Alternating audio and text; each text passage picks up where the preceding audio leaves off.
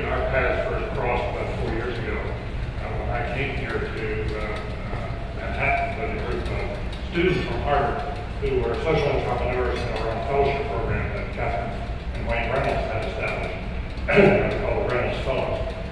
And we made a visit to the Acumen Fund, and the students were absolutely enthralled. On the way out, one of the young women who was a fellow, we stopped and talked to each other in the stairwell and said, she is something, this is very special. And within a matter of months, I think it was, within less than a year, this young woman had graduated from the Kennedy School and had come here to Acumen as a fellow, and is now a major force here, Catherine Casey.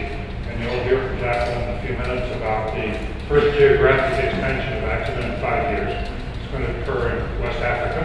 And Catherine Casey is going to open the offices there in January, early January of this year. And since that time, another Reynolds fellow has been hired here. So we are delighted at Harvard to serve as a farm team for what you do here and to bring the message to so many.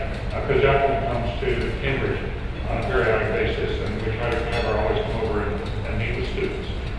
Because it really opens their eyes, and I think then persuades them that not only is there much to be done in the world to address the problems such as poverty, but that one individual with an inspiring idea can make an enormous difference.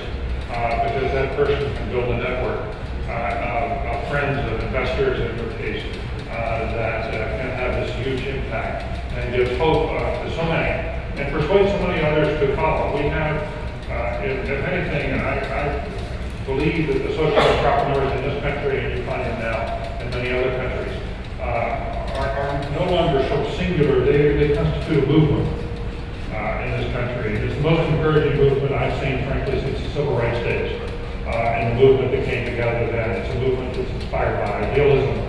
It's inspired by a sense of wanting to make a difference, wanting social change, and a real sense that the old traditional ways of doing things haven't worked well, and we need to develop new, innovative approaches to change, and that they can occur in this sort of this blend of the civic sector, the private sector, the governmental sector, that there are new kinds of partnerships that are possible.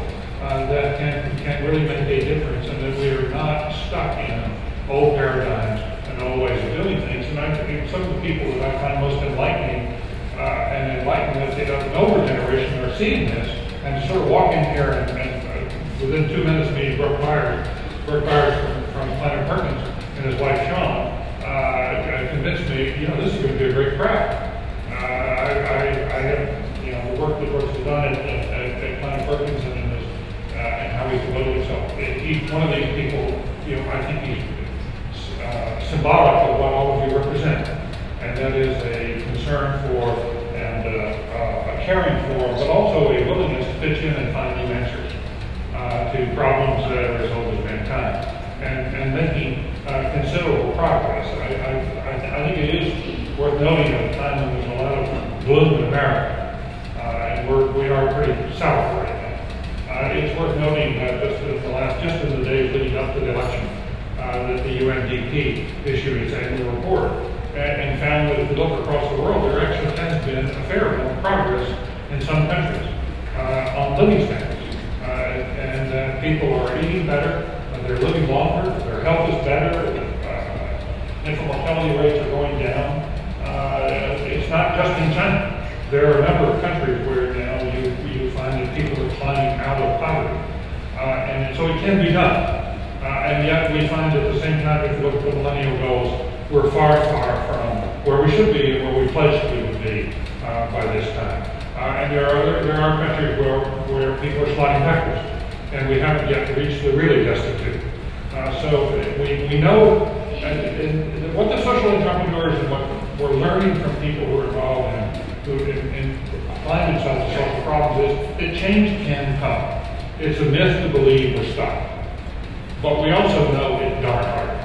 And it takes a lot of time, it takes a lot of innovation, and it takes people like you who are willing to invest in patient capital and to have an understanding that this is be the work of at least a generation or more before we get anywhere close to what we might do. Now, Gergen asked me if I might speak a little bit about the American context in which we find ourselves today. And I do think it's worth underscoring where we are in America, because it is increasingly clear that if we look to government, our government, to solve a lot of these problems, we're going to be disappointed in a variety of ways.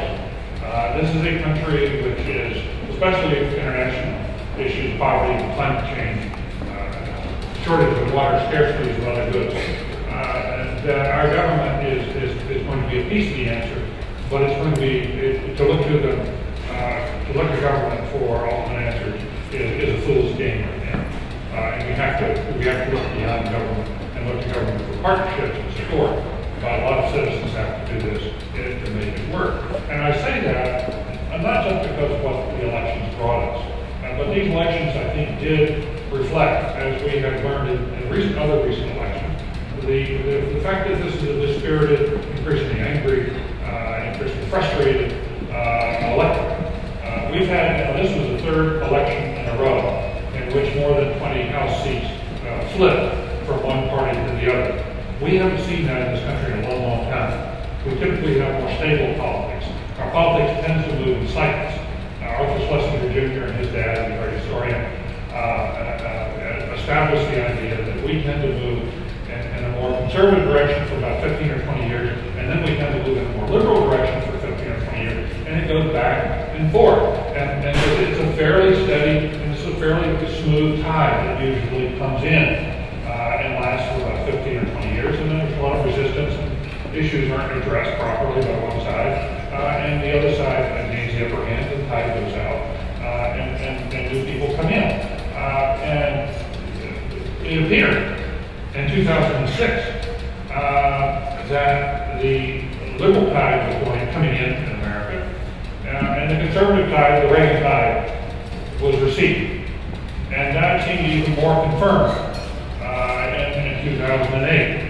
And there was a sense, especially on the left, that there was a possibility for building a durable majority on the progressive side, on the Democratic side, that might well last the next 10 or 15, 20 years.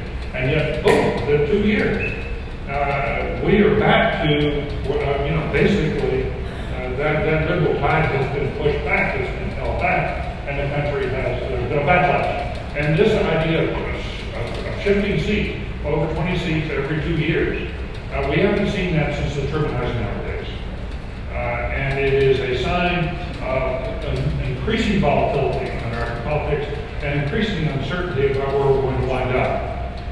There's a lot of talk that on the economic circles, and the question is raised about whether America is going to become the next Japan. As you know, Japan in the early 1990s had enormous asset bubbles that built up. They burst, and Japan entered a long decade, and then we had another long decade. And what we have seen in Japan, and there's now, if you talk to people around President Obama, they are concerned on the economic side that we could enter a long decade of our own here in the United States. The risks of that seem to be going up. They're not high yet. One person told me they're about 30%, but 30% is pretty high. It's a lot higher than you'd want. Well, what's also been noticeable about Japan, if you've been watching this, is that they have moved from a period of political stability to a period of political instability. The Japanese had 6 prime ministers between 1950 and 1970. In the last 5 years, they've had 6 prime ministers.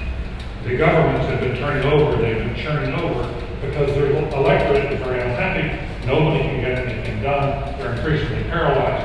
And Japan, and while everybody has a lot of faith in its long-term future, at least we continue to cling to that faith, it's really struggling now as a nation.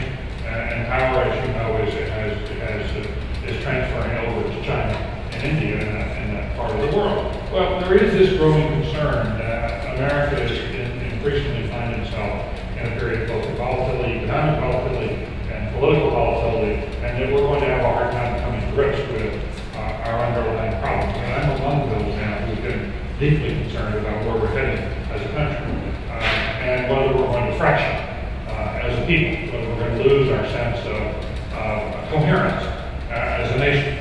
Arthur Schlesinger Jr. wrote not long before he died. He said, he reminded us that our national creed was e pluribus unum, and for many, one. And as he said, we're getting more and more pluribus and not enough unum. And that is true just in this recent election. One of the things that's very striking is the differences in voting patterns now that are emerging and becoming even more stark. When the African American population essentially votes 9-1 for Democrats, the Hispanic population votes 2-1 for Democrats, and the white population votes 60-40 for Republicans. And it's the biggest gap we've had in the white vote since World War II. It's a serious gap. And what we increasingly find in this country is an older population that is basically white, having very different views about what the country should be from a younger population, which is increasingly minority. Now, 40% of people in this country under the age of 18 are now minorities. Within 10 years, that's going to be up to 50%. Most of them Hispanic and black. They tend to be quite liberal. They want to have social services. They believe government is an answer of first resort. And the white population, which is growing older, is increasingly voting against government services, believes in lean government, wants to bring it in, and is voting heavily Republican. That is a recipe for a lot of social turmoil. That is a recipe for a lot of social fracture. And it's something we have to keep our eye on as this goes on. And it is, as people come back to Washington, as the president comes back here in the next 10 days, the real issue is, can we govern? Are we going to be a self-governing society? And I don't think any of us knows the answer to that. From my point of view, I think we're entering a period of not just economic, not just political uncertainty, we're entering a period of governmental policy uncertainty, so that many in the business community, as well as private citizens, are not going to know for sure what our tax rates are going to be, what our healthcare regulations are going to look like, what our healthcare system will look like, what our financial regulations will look like, what our energy laws are going to be. There's going to be just a lot of fur-flying and uncertainty as we go forward. And what that's going to mean is the world is going to be less certain where we're going to. And whether we're going to be able to, the leadership of the world is going to be increasingly in question. What I do think is almost certain is that the government's effort, the U.S. government's effort to display leadership internationally is going to be increasingly in question here in the next few years. There's no question already, if you talk about Gates at the Pentagon, he will tell you that the next president, this president, and the next president are going to be very reluctant to commit U.S. forces in the discretionary way anywhere in the world. We're not going to see another Iraq, another Afghanistan. We may be forced into, well, we'll wait and see on Iran, but there's going to be great reluctance to use force anywhere because we can afford it. We just simply don't have the money, and there's no appetite for any more. That's, in many, many ways, a very healthy thing. And so you would think, as a result of that what we would then do is move into a more effective use of diplomacy, and following Hillary Clinton's lead, and I think she's done something very valuable for the State Department. She essentially said, the State Department is not going to be just about defense and diplomacy anymore. We're going to add development as a third leg of the stool, as the third pillar of what we're doing. And she has been making a big effort to revive USAID. USAID had been an agency that was pretty robust back in the late 60s. Government had 18,000 people employed, but in recent years it's had 9,000 people employed. It's really been cut way back, and it's become more of a contracting agency, contracts out a lot. Well, Hillary has come in and said, let's take another look at this. They've got a year-long study. They intend to beef up the USAID, beef up development. They're hiring another 1,200 people in the Foreign Service to come in. They plan to put more money in it. She's got plans to have it firmly under the State Department, but she's very committed to it. There's a lot to be said for it. And USAID looks toward Acumen as an important partner, and they have recently said we like the Acumen model, and we ought to be thinking about taking an increasing percentage of our USAID funds and investing in the Acumen type investments and aligning ourselves with Acumen. That's great progress that has come through this organization and through the help that you have given. But I will tell you that as you look at that, please understand that at the same time there is this huge bear out there called deficits. And in order to fight that bear, there is a growing assumption in Washington that we're going to enter an age of austerity, spending. Now, where are people going to want to cut first? I can guarantee you the American people already feel, and they have a wildly exaggerated view of how much we put into international development. They think we spend huge amounts of money on it. In fact, it's 90% of our budget. But there is no question that in this current environment, when the choice comes, are you going to cut teachers or fire them in places like California or Illinois or Pennsylvania? Or are you going to put the money in order to put money into Africa? Or are you going to take the money out of AID in order to preserve some jobs here? There's no question which way that's going to come down. And the Republicans are already pushing for it to go back to 2008 spending levels. And what does that mean? That means about 20% cut in a lot of agencies. And the State Department is going to feel a lot of that. I would argue that the chances are very high now that we're going to see cuts in development spending over the next few years, because the President's promises to various places are going to go unfulfilled in the name of budget austerity. And that the chances are we're going to be, if anything, American power in the world is going to be diminishing. And we're going to receive American influence is going to be diminishing. There's a new book out that I would recommend to you by Michael Mandelbaum called The Frugal Superpower. Michael is John Science, and he's a very close friend of Tom Friedman's. Tom quotes him all the time. And he looks at him as sort of a guiding light in thinking about America's place in the world. And the essence and the argument of that book is that because we're coming into an age of frugality, inevitably America as a superpower is going to be pulling back. It's going to be pulling back not only on its military side, but it's going to be pulling back the way we exercise influence through development. That the government is going to be less influential. And I also think that you can see signs of another book I would recommend to you that's coming out soon by Gergen, who is RICHMAN, who is a columnist of the Financial Times. He's written a splendid book that's coming out here in a few weeks with Simon Schuster called The Zero-Sum Future. And he argues that globalization, which was hailed as a win-win around the world for much of the 1980s and 1990s. And everybody looked to it, if developing countries grew and they prospered, that the United States would grow too, and so would Western Europe. That this is increasingly this win-win view of globalization is being supplanted by a zero-sum sense of possibilities in international relations. And so that if China moves ahead, there is a growing sense in America we lose. And you can now see, as the President approaches his G20 meeting in Seoul, you can see now how nations are, sort of hitting it. They're using currency and trade as a way to gain advantages on each other. And they're accusing the United States, and Bernanke in particular, of lowering the value of the U.S. dollar in order to make our exports more competitive. And it's destabilizing the world, and they're angry at us for doing that. We're angry at China for manipulating its currency.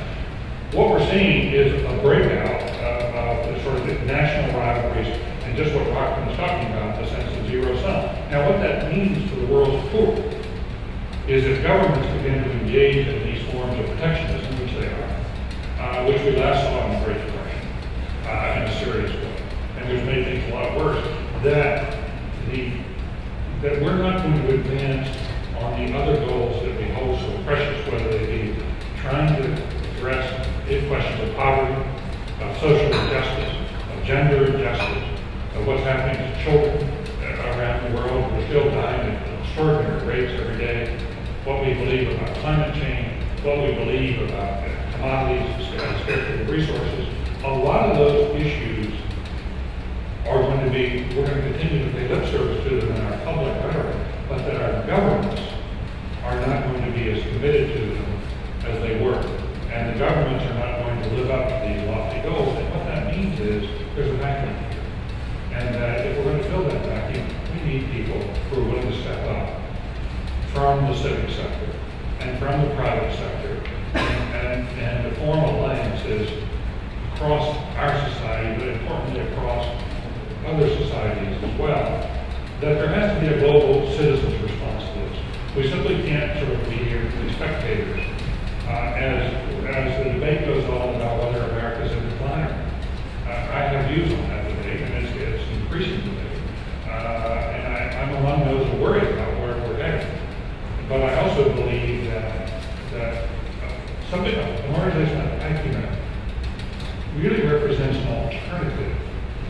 future that's becoming increasingly bleak in terms of what the U.S. is doing internationally and what the U.S. leadership in the world, and very important, the impact that people who are like us who are privileged can have in trying to change the lives of people around the world and trying to build a world that we sort of grew up believing is possible, but could slip from our grasp unless we really redouble our efforts. So from my point of view, this is a time, the world is changing rapidly, and we could let things slip away from us, or we could double down and really make this, and really have control of our destiny.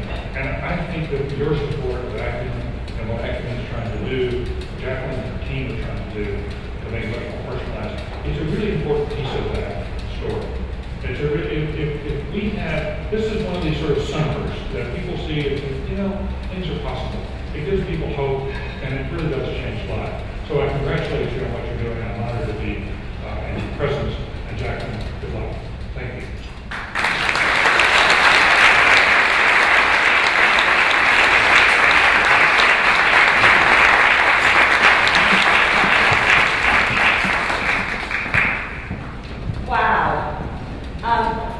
Well, I just need a figure.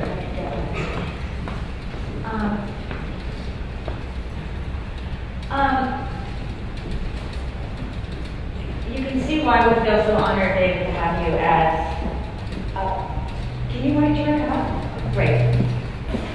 We have a few minutes, we have about 8 minutes for Q&A, and so. Well, somehow I feel like I'm radioactive.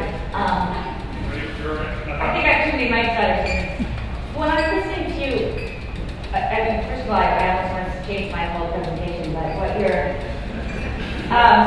no, because in some ways you're a complete layup, in that I talk about Acumen Fund being at a moment that's never been more urgent. This whole question, though, of how we do a better job of convincing the American public that is so afraid that prosperity in other countries will actually mean diminishing value at home. Where do you see the voices that are changing that argument? We were preparing last night for a television show around that very issue. And we're arguing, obviously, that the better people are off in the world, the better we're all off. Well, this is a tough question now for a lot of states in the Midwest. If you go into Ohio, they argued back 2 years ago during the primaries. 80% of the people who voted in the Democratic primaries thought trade was bad for America. I mean, this is sort of this is a bellwether state, and a lot of their industries have been hollowed out. And I do think we have very legitimate issues about public policy. We have to, instead of blaming other countries, we have to rebuild industries here and become more competitive. Let me just talk about Andy Grove. Andy Grove, as many of you know, co-founded Intel. And he wrote a really important piece last summer in Business Week, saying that taking issue with Tom Friedman was interesting. Tom Friedman has been arguing for a long time in the columns in the New York Times that the important thing for the United States in terms of creating jobs was startups. We were the innovative people. We had all these PhDs coming here. We ought to keep them here and get involved with a lot of startups. And if we kept the number of startups high, then that would solve all of our problems. And Andy Grove wrote a piece saying that's wrong. And it's a piece of the answer.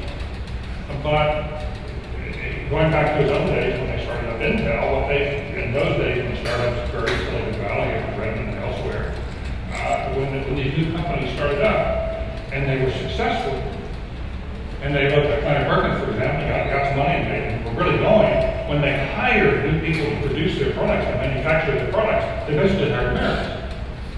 And they created jobs in this country as they scaled up. And Andy Grove's argument is, in today's climate, what you're finding with a lot of startups is they do the startups here, and they're very successful. But then when they want to go and do the manufacturing, they take all the manufacturing overseas. And so that you're finding, the scale up is the real problem. And how do we have an environment in which people both the tax system and culture and a lot of other things, encourage people to build here. And I think the government has to come up with some answers on that. So, you know, this is a very, very serious issue. Others can speak to this more than I can, but if you look at solar panels were invented here. But all the solar panels we're buying today go green. You know, they're not manufactured here. The jobs to build them are over in Asia.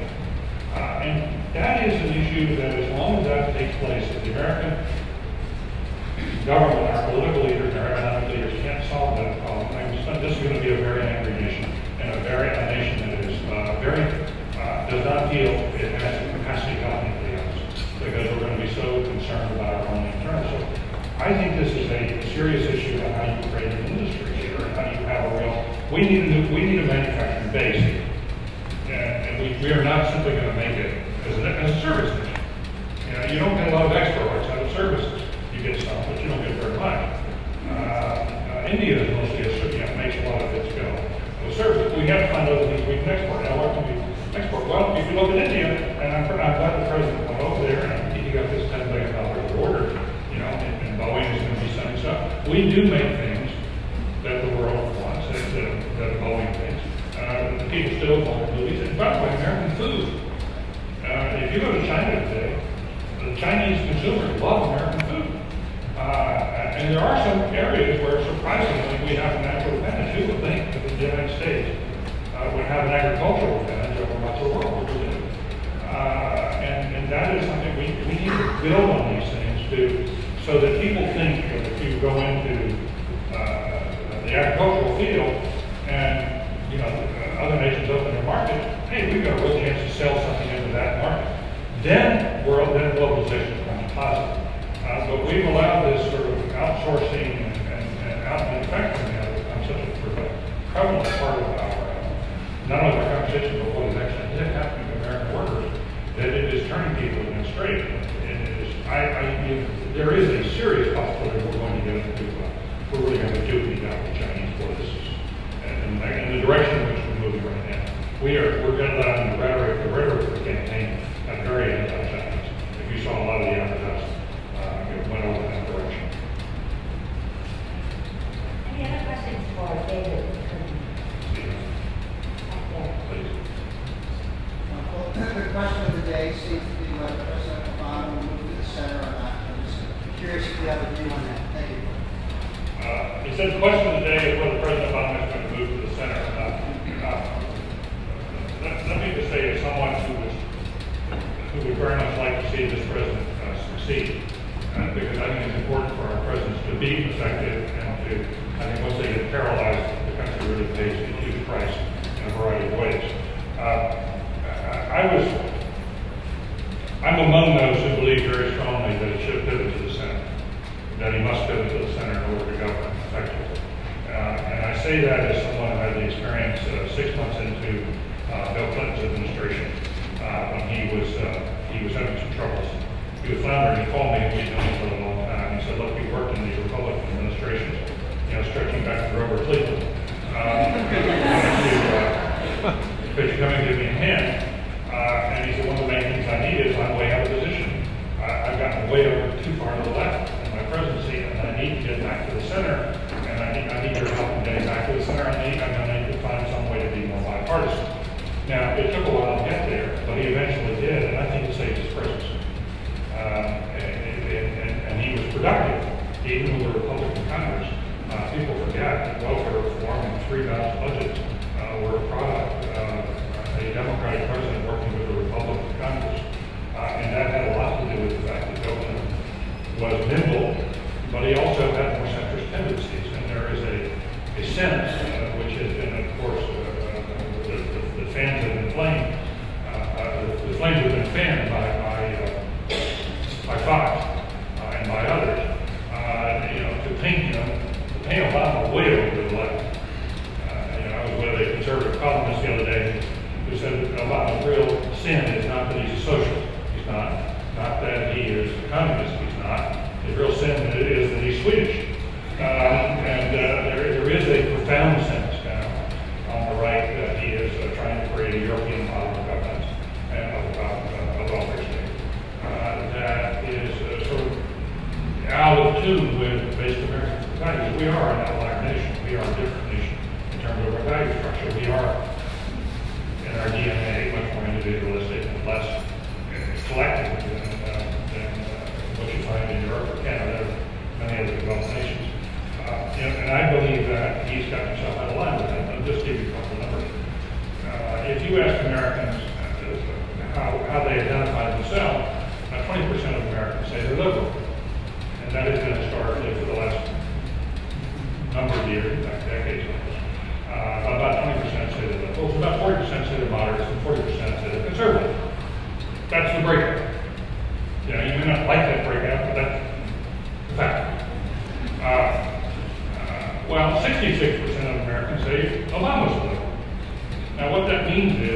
40%, good for him. He's right there consistent with what I believe.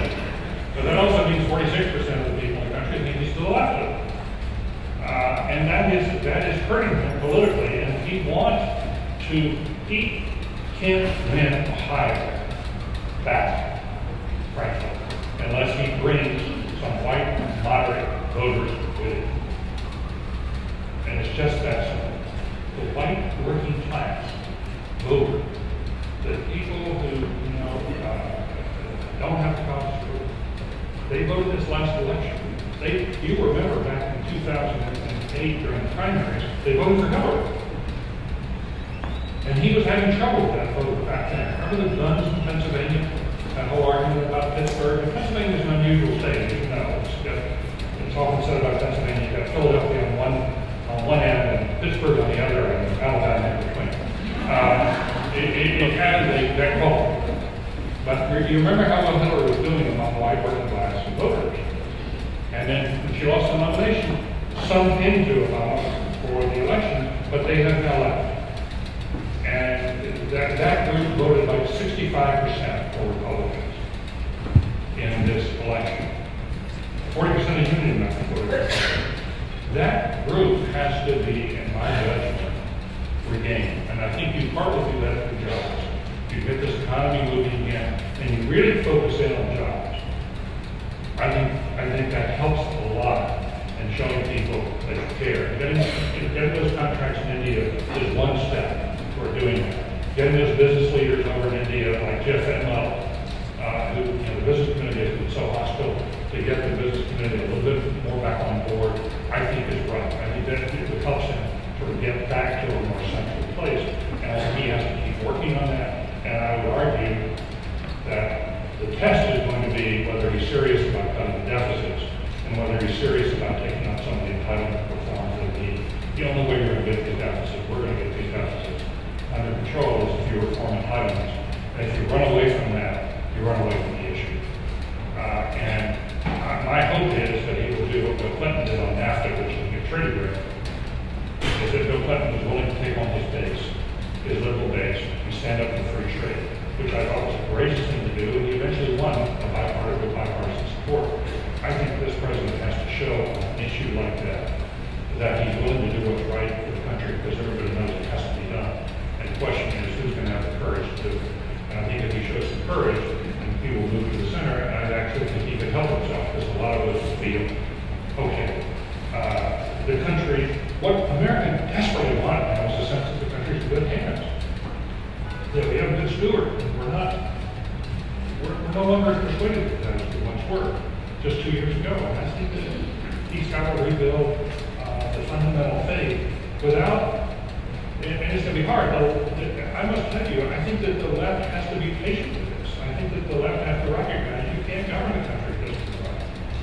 You can't govern the country with 20% of the electorate. You've got to have a big tent. You've got to bring people who are these moderates and the independents back, and then get a little white. And you have to understand that's a central part of governing. And that's why Bill Clinton remains a very good model for Barack Obama. Bill Clinton had a very successful presidency, and it's worth remembering that in that record he had 22 million new jobs. 22 million new jobs in 8 years. And 3 balanced budget. It can be done. But it does take, I think, someone with real political skill and a capacity and an understanding of what had that this country is best governed by, especially by Democrats, best governed from a center-left position, not from the left. And that's why I think he has to pivot back. That was not full answer. But he probably took the whole 8 minutes. It actually did. Just one quick thing is that I rarely get to speak anymore when I'm not asked when Acumen Fund is going to create Acumen America. And which is a really interesting thought that you're also provoking here. But just to say again, it is so deeply an honor to hear from you. No.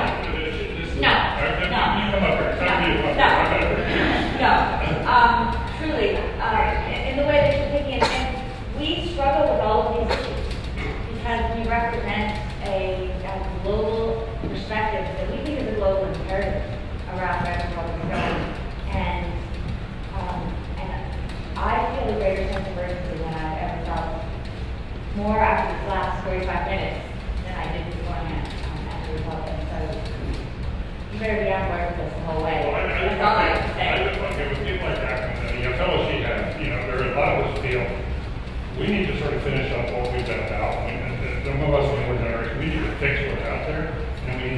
state.